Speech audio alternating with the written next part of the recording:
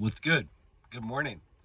I haven't made a video in a while, just because I haven't really known what to talk about. Um, Not everything is a psyop, but most things are. Uh, so much, so much of our media is fake or manipulated or amplified to create division that it's essentially pointless to engage with. And in fact, it's not good for your health and my health for us to engage in this nonsense and these shenanigans. And yet sometimes we still do. And you do have to stay somewhat informed. It's really a struggle. For example, I've want to talk about these two things, and it's not that I don't know how to address them. It's just that it saddens me tremendously that in the year 2026 we're dealing with this stuff. If you would have told me 20 years ago when I was 18 that this is what 2026 would look like, I would have laughed and not believed you. Let's start with, I guess, Sophie Cunningham first. This is an example of something being amplified with the intention of creating division. It is so very unfortunate, though, that we live in a world where saying something totally sane and rational gets you labeled as a bigot. If you're not familiar with who Sophie Cunningham is, she's been blowing up in the memes and the media popularity lately. She's a WNBA player, a professional women's basketball player, and she's all right. She's an average player, whatever. She's kind of pretty, etc.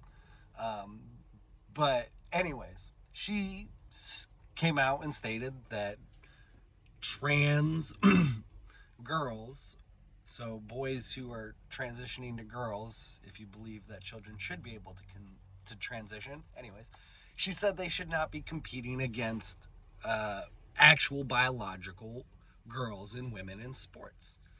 A totally normal, rational thing you would think to say in the year 2026.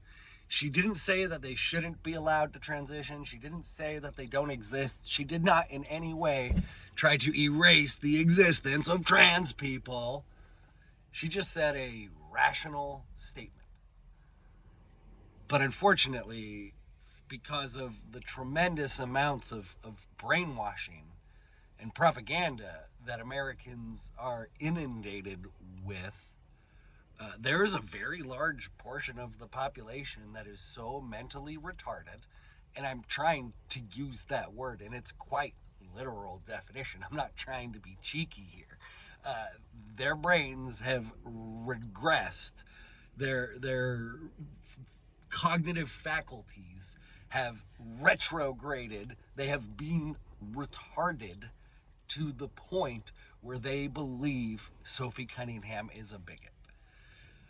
And that's intentional.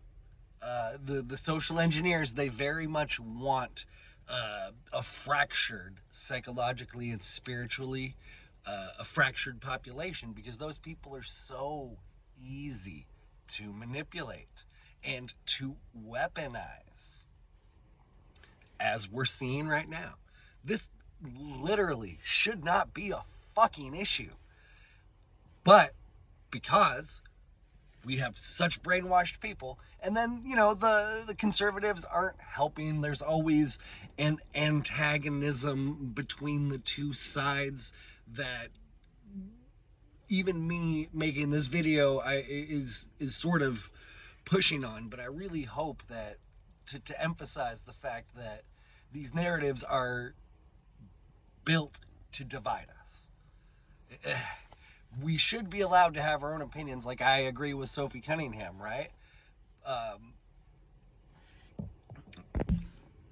and you should be able to disagree with her, but it's not people aren't disagreeing with her. They're just jumping right to the transphobe, bigot, mega Barbie stuff, and it's just okay. Anyways, let's talk about the other thing because this one's a little bit less clear cut, maybe, in my opinion. I mean, it's pretty clear cut, but the Shiloh Hendrix situation. If you're not familiar with the Shiloh Hendrix situation, real quickly, she is a white woman that was in the park with her child when a black child apparently started rummaging through her purse. And so she called the black child the name that white people can't say, but black people can say, and brown people can say, and red and yellow people can say, and pretty much every ethnicity that's not white can say that word. But anyways, it's the N word, nigger. Oh no. I have. Yeah. Anyways, okay. So she said that to the child, and then some sex pest, literally a convicted sexual assault person, somebody who had been convicted of a sexual assault, Somali or Nigerian, some immigrant type of person, recorded her, and which why was he in the park? Anyways, recorded her and then called her out and provoked her to say the word again, and so she did.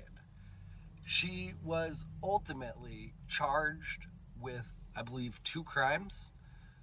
One of them she was found like innocent on, and the other she was found guilty of some like disorderly conduct.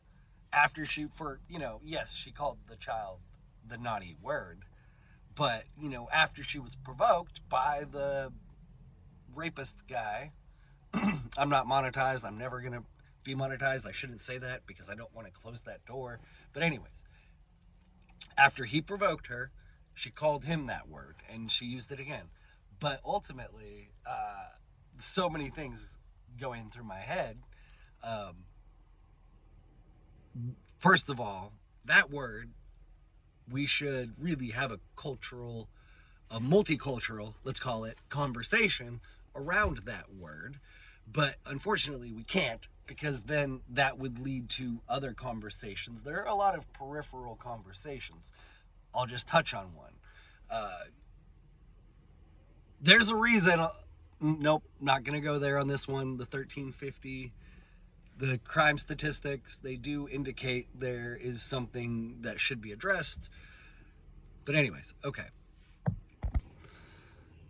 The fact that speech for can be criminalized based on your race. This is quite literally racism because the institutions of power are picking on one race of person and criminalizing something that if another race did would be no crime whatsoever. So if the same situation happened, but it was both black people, there would be no crime. But because she's white, the power structures are picking on her. And that is exactly what the social engineers want. They want this division and they want this anger. I don't think she should be criminalized at all, but I do believe that we should use this opportunity to have the bigger conversations. But that's not going to happen because most of our media is propaganda.